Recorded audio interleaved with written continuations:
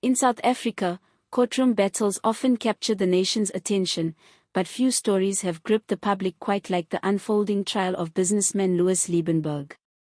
It is a case that blends the sparkle of high-value diamonds with the shadows of political influence, allegations of corruption, and a cast of some of the most recognizable figures in the country's political and legal world. At the center is a man accused of fraud and diamond smuggling, now throwing allegations into the public arena that could, if proven, ripple through the highest levels of government. The stakes are not just personal for those involved, they carry implications for South Africa's political future, its justice system, and the public's trust in both. Lewis Liebenberg, a name well known in business circles for his involvement in diamond investments, is now on trial for a series of charges including fraud, money laundering, and financial misconduct. Prosecutors say he masterminded a R4 billion investment scheme that promised huge returns to investors, but instead funneled funds into luxury spending and, allegedly, into relationships with political heavyweights. In testimony at the Johannesburg High Court, Liebenberg claimed he paid R10 million to Advocate Dali Mpofu, a well-known lawyer and political figure, with the money allegedly meant to assist former President Jacob Zuma in his ongoing legal battles. But the claims did not stop there. Liebenberg also alleged that he gave expensive diamonds to the wife of Deputy President Paul Mashatile, suggesting that these gifts were part of a broader effort to secure political protection at a time when his business dealings were under increasing scrutiny. To understand the gravity of these allegations, we need to step back and look at the historical and political context. South Africa's democratic era has seen its fair share of corruption scandals, from the arms deal controversy of the late 1990s to the era of state capture during Jacob Zuma's presidency, where business interests and political power often appeared to merge in troubling ways. In recent years, public confidence has been battered by repeated revelations that private individuals and corporations have sought to influence decision-making through money, gifts, and political connections. Dali Mpofu is not just any lawyer. He has been a high-profile advocate in many politically sensitive cases, representing a range of prominent clients, and also has a long-standing political career, most notably as a senior member of the Economic Freedom Fighters. The claim that he received R10 million from Liebenberg, even if framed as payment for legal services, immediately raises eyebrows because of the implication that the funds were connected to defending Jacob Zuma. Zuma himself is no stranger to controversy, with a history of corruption charges, court appearances, and a political legacy that continues to divide the nation. Linking these figures together in this way fuels speculation, regardless of whether the allegations are ultimately proven. Then there is the matter of Deputy President Paul Mashatile's wife, who Liebenberg alleges received diamonds from him.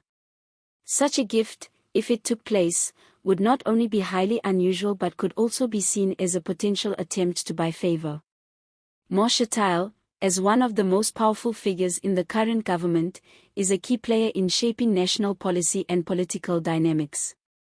The suggestion that his household may have accepted such a valuable gift adds a layer of complexity, especially given how sensitive South Africa's political climate is to the appearance of corruption. The trial itself has already become more than just a legal battle over whether Liebenberg defrauded investors. It has become a stage where questions about political influence, legal ethics, and the reach of the wealthy into government circles are being played out in public. Legal experts watching the case have noted that even unproven allegations can cause reputational damage, and in politics, perception can sometimes be as powerful as fact. If these claims gain traction in the media and among the public, they could place real pressure on those named, forcing them to respond, clarify, or defend their actions. Supporters of Liebenberg may argue that he is being targeted because of his outspoken nature or because he has stepped on the toes of influential people. They may suggest that his testimony is an attempt to expose a wider network of political business collusion that has operated in the shadows for years. On the other hand, critics may see his allegations as a desperate move to distract from the serious charges he faces, painting him as a man trying to bring others down with him in the hope of lessening his own punishment. This is why the trial is so compelling. It is not just about what happened, but about whose version of events the public and the courts will ultimately believe. The broader implications cannot be ignored. If the allegations are proven true, they could trigger formal investigations into some of the most powerful figures in the country. They could also strengthen calls for greater transparency in political funding, gifts to public officials, and the relationship between lawyers and their clients in politically sensitive cases. If they are proven false, it will still raise questions about the ease with which reputations can be tarnished in the court of public opinion. In either scenario, the outcome will feed into the ongoing national conversation about integrity in leadership and the rule of law. For South Africans watching this trial, there is a sense that the story is far from over. Each day in court could bring new revelations, new denials, or new twists that reshape the narrative. The real test will be in the evidence, whether bank records, witness testimony, or other proof emerges to support or undermine Liebenberg's claims. Until then, much of the discussion will be driven by speculation, media coverage, and the strategic moves of the lawyers involved.